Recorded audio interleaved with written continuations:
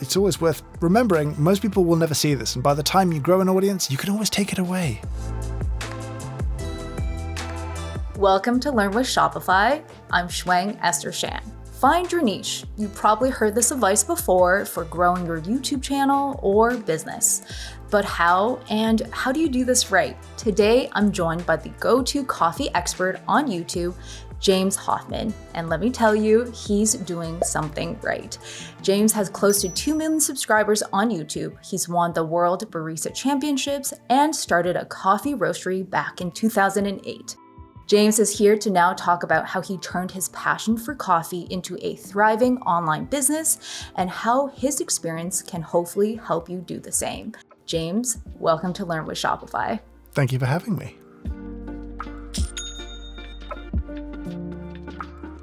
Super excited to chat with you. I've learned so much from your channel.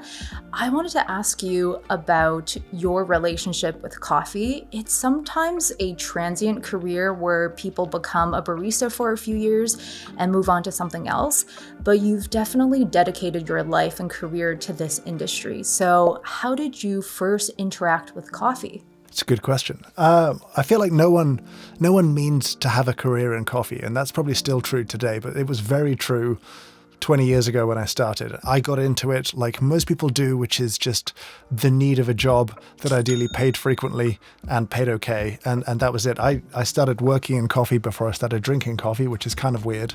I was demonstrating the little espresso machines in like a nice department store in London, and I had no idea what I was doing, but I figured I should learn something. And the more I kind of read and kind of discovered about coffee, the more interested I got. And it became a full-blown obsession, pretty quickly. And that obsession has actually turned into a few businesses before you actually ever came onto YouTube. Tell us about a few of the businesses you started. Well, I suppose the biggest one was back in 2008, which was Square Mile Coffee Roasters, which was a coffee roasting company. In terms of other businesses after that, we started working with a Japanese manufacturer on an importing business to distribute their products, a company called Hario that makes very nice kind of pour-over stuff and other things. We sold that business a few years ago. We acquired a cafe at one point, which we still have, called Proof Rock Coffee. So we kind of have our toes in physical bricks and mortar retail as well. And aside from that, just other little bits and pieces. I started a magazine for a while, and that was one thing. I ran a jobs board dedicated to coffee jobs for a good long while. So there's been a few different things over the years, and there's probably some I'm forgetting. But yeah, it's been fun so far. It's crazy cool to hear so many different touch points relating to coffee. I wanted to ask about Square Mile because you said it started in 2008, and very quickly you actually built an online store for the roastery, which happened to be on Shopify. And you're actually one of the earliest adopters for Shopify. How did you find our platform, and why did you think to sell online back in 2008? We were kind of weird in our setup. We had started a business in London, but myself and my business partner felt probably more connected to a global coffee community that was happening because London didn't really have a coffee scene yet.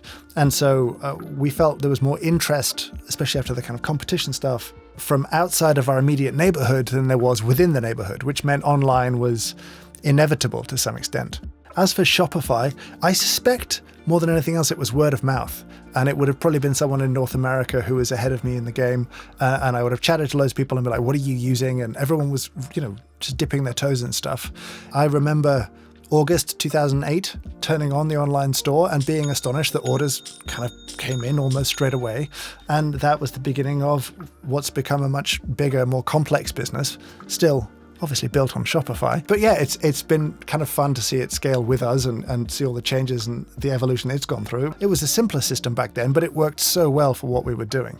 And you also have a merch business that associates with your channel, which you also run on Shopify, which is tens, hundreds, thousands. Yeah.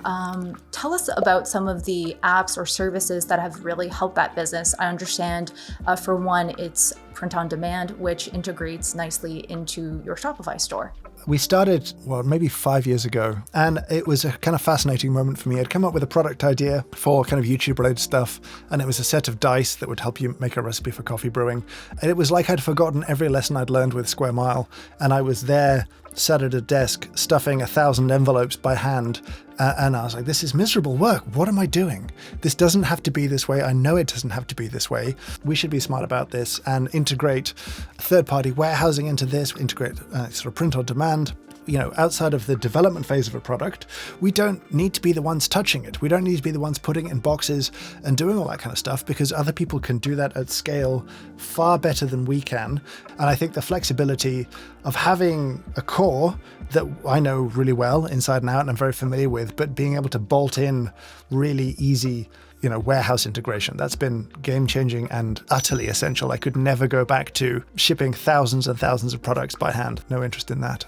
Speaking of change for yourself, you also found an interest in 2010 to actually share some of the coffee knowledge, initially with your blog, and then you decided to experiment and write more pieces for the community, which led to the video aspect. Did it feel somewhat intimidating to enter into YouTube? Because I find you were not, quote unquote, the typical YouTuber to be entering the scene, and you weren't vlogging your life, you're sharing about a specific topic. So how was that entrance into this new platform at the time? My very first videos, some of which have gone now, thankfully, were kind of vloggy ones where I think, like everyone else, I was just ripping off Casey Neistat. For me to just get the habit of building an edit, get back into shooting and editing video again, I learned two interesting lessons at that time, which is one, whatever audience I had outside of YouTube, be it Instagram or Twitter at that time or whatever it was, had no interest in coming across to YouTube. I thought I would grow my subscriber count pretty quickly because I had 10, 20,000 followers on Instagram, that they would come and watch my YouTube videos. And they didn't. They really didn't. And that was a great lesson on you have to build a community locally within that kind of place. I think that was very true then. It's still, I would say, mostly true now. And secondly, I hate failing publicly, but I think I just accept that that's part of the process of making video. And the good thing about YouTube is, despite the fact that billions of people use it, YouTube won't show your video to them unless it's any good. And so you can get into the habit of making and publishing and building a small audience and kind of going through that process of learning and developing what you want to do early doors without really that many people seeing it. My purpose on YouTube is to some extent education and entertainment, but ultimately I want people to enjoy coffee more. That's the purpose of what I do. I want you as a coffee drinker to enjoy it more. And that can mean a whole bunch of different stuff. But if that's my purpose, I don't think I worried too much about the rest of the stuff as long as I was sort of working towards that idea.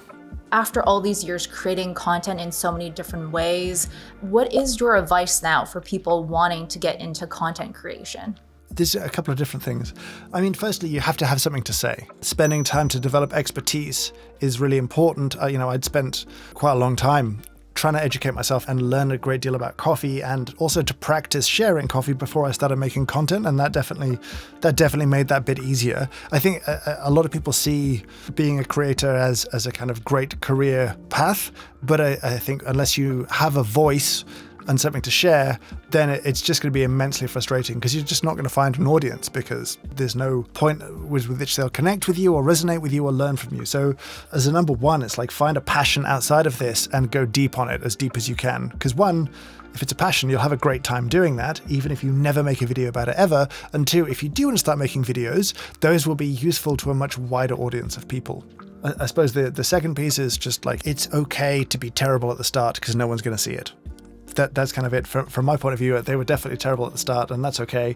People are always so reluctant to share anything. It's always worth remembering, most people will never see this, and by the time you grow an audience, you can always take it away. The first one for me is really it. The people I see frustrated most often haven't really worked out what they're trying to say and can't really summarize that neatly to communicate that to a wider audience. And so I think it's finding your passion first and foremost is the key. In relation to having your channel and also your businesses, I feel like you've purposely kept them kind of separate, unlike traditional YouTubers who might be promoting their merch or their products directly in their channel. It actually takes a bit of digging and researching to read all about the different businesses you've had. So yeah, tell us about the decision-making process you've had to make sure to go with this approach of managing your YouTube and separating it from the businesses that you do have. Sure.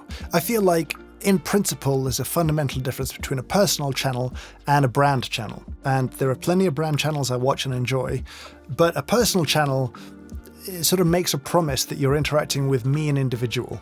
And from my point of view, again, back to what I'm trying to do, I'm trying to get you excited and interested in coffee. The purpose of a brand channel would be to sell you product or to build a long-lasting relationship, right? If you muddy the two, right, if I'm looking like I'm here to build a relationship with you that's just about education and that kind of stuff, but actually quietly trying to just sell you product, I don't think that's being honest, and I don't think that helps you build a real, meaningful, lasting relationship with your audience that way. And so for me, that's not the nature of this. I'm not showing you this stuff so you'll buy the coffee. That's not the point. I'm showing you this stuff because I want you to love coffee more. And if you're really interested, you might go and look and see what I do. And some people do, and they go and find the other businesses, and that happens. But that's not the purpose of the content. That's not the purpose of the videos. That's not the purpose of the whole channel and that kind of stuff. And so for me, I think it's important to keep them separate. I think I want a relationship that is more direct and has more trust in it than you would ever really normally have with a kind of brand's social media presence.